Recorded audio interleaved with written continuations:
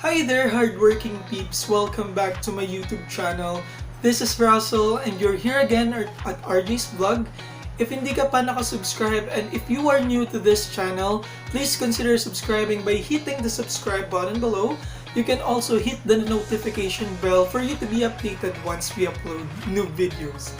So, ang video natin for today, pag-uusapan naman natin is on how to pass call center interview. How can you ace your initial interview?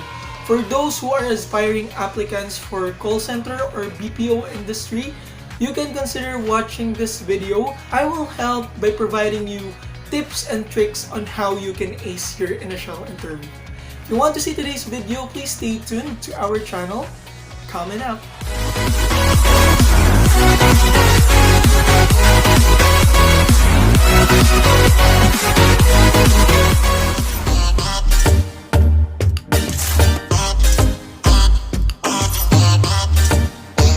Nice to meet you. This is Jordan and I'm from the recruitment team.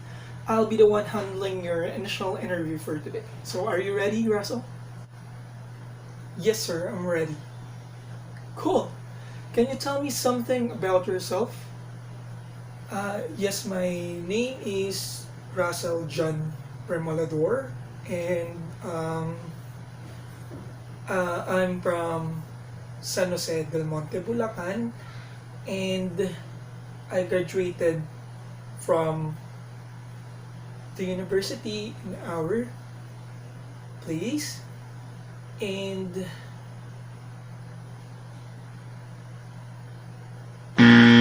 that's all. Great. Why do you want to work with us? There's a lot of companies out there. Why us? I want to apply for this job in your company because I'm the breadwinner of the family and I need to provide their needs to support them financially. That's why I'm applying. Cool. Do you have any idea what is a customer service or what call center is? Yes, sir. For customer service, as far as I know, so it's providing products and services to the customer based on their need. Why should we hire you? You should hire me because I'm capable of the skills that you need and because I really need a job and I know and I believe that I can perform the task that you need. 5 minutes later. Thank you for waiting, Russell. I got the result of your initial interview. We appreciate your interest in applying here at our company, but for some reasons, Sad to say that you didn't pass the initial interview, but you can try again to apply within the next 3 months. okay, sir, thank you.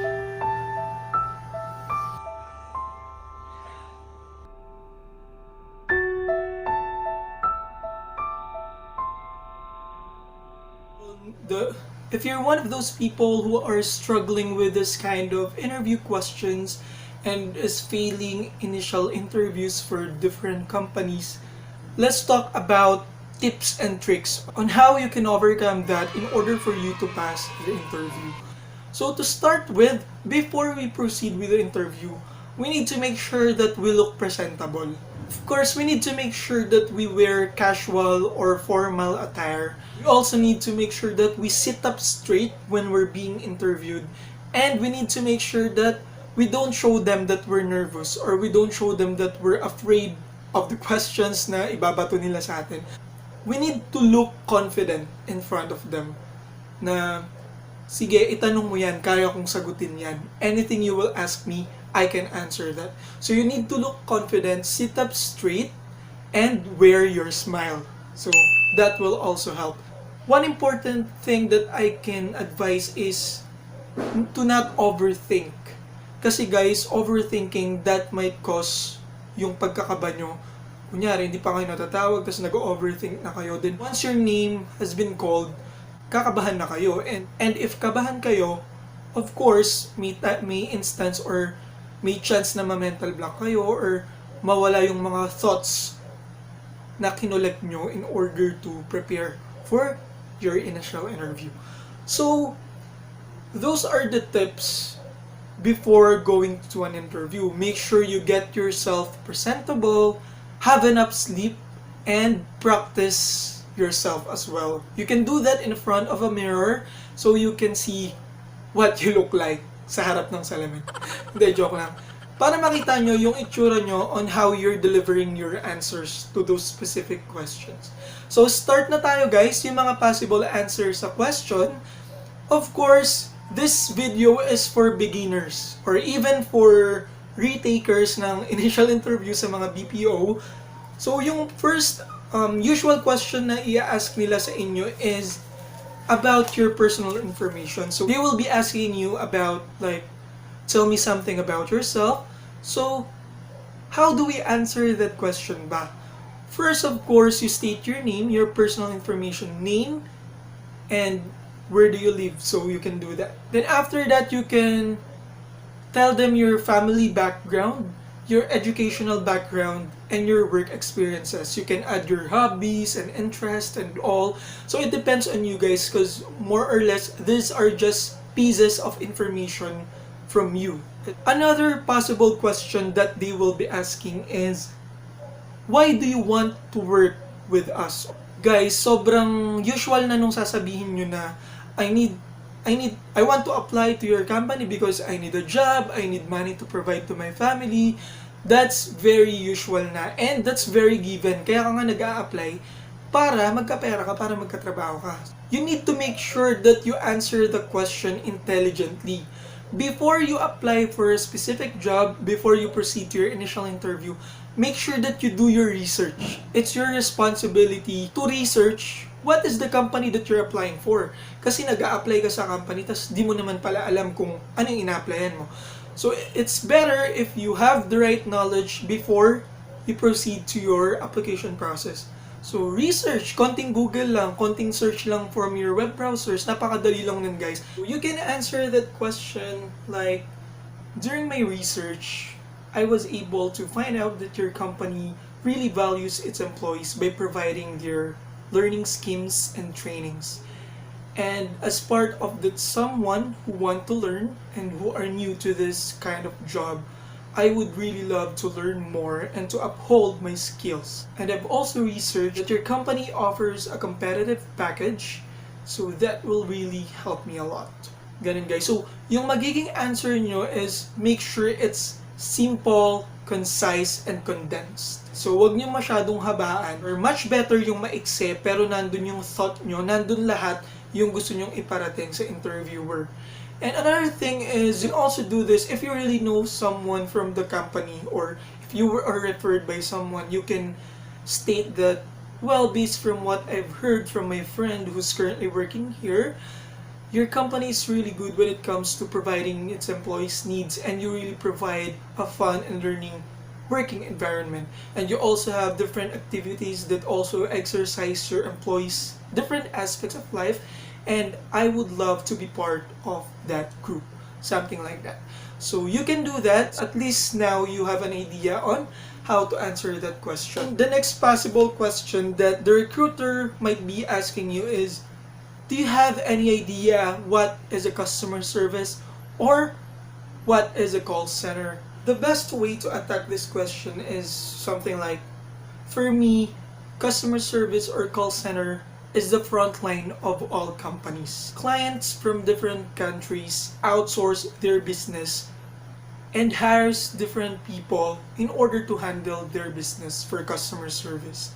The job of all call center agents or customer service representative is to make sure that the standards and the needs of the customers are being met by providing extraordinary services and by going the extra mile. Customer service defines the image of the company itself. So you can do that guys. You can also follow the format, or you can add some and delete some from that answer. Another question that might be asked is, what are your strengths and weaknesses? So, what I could suggest, especially for the newbies like you guys na mag-a-apply sa BPO industry, is you highlight that you are willing to learn as your strength. You are a fast learner, you're willing to learn, and you can think of one ability or skill that you're lacking. Say, for example, since you're new to this company, you're not familiar yet with the billing systems or the complicated tools that the agents are using. But you can also say that since you're a fast learner, you can immediately learn the specific tools. So, ganito siya. Say, for example, tinanong ka ng, what are your strengths and weaknesses? So, you can answer like this. That's actually a great question. Well, I can cite one of my strengths, which is being able to learn something fast. I can say I am a fast learner because I'm really eager to learn new things, especially for applying for this specific job. For my weakness, I can say since I'm new to this company, I lack knowledge when it comes to technical things like tools you're using, but I can use my strength in order to overcome this weakness. So you can do that. You can correlate your strength and weaknesses. Actually depends on how would you like to attack the question. So I am just giving you an idea on how you can do it. Another tough question that they might ask you is, how can you handle an angry customer? Yan, lalo sa mga bagong or sa mga newbies for this specific job, it might be very tricky for you. So the best way to attack this question is by saying, as a newbie, thinking of an irate caller or customer is really difficult for me. But right now, what I can think of is that whenever I encounter angry customers or irate customers, I will make sure that first, I will be listening to their concern without interrupting. I will let them vent out, I will let them express all their emotions. And after that, I will make sure that second, I will be acknowledging their concern. That way, they will be able to know that I understand what they're talking about. And then I will make sure to provide empathy statements. I will make sure that I will empathize with the customer. That way as well, they will feel that I'm really here to help them. And I know that doing those kind of things will help the customer stay calm for us to proceed with the resolution. So, ganun yung pwede nyong sabihin kay interviewer. The next question that would possibly be asked for an initial interview is, how do you see yourself 5 years from now? So, this is a very broad question, guys. Marami kang pwedeng maging answer dito sa question na to. Pero for me, the best way to attack this question is to answer it related to your current job application. So, i-relate mo siya. Ano ba yung makikita mo sa sarili mo 5 years from now dito sa company na ina-applyan mo?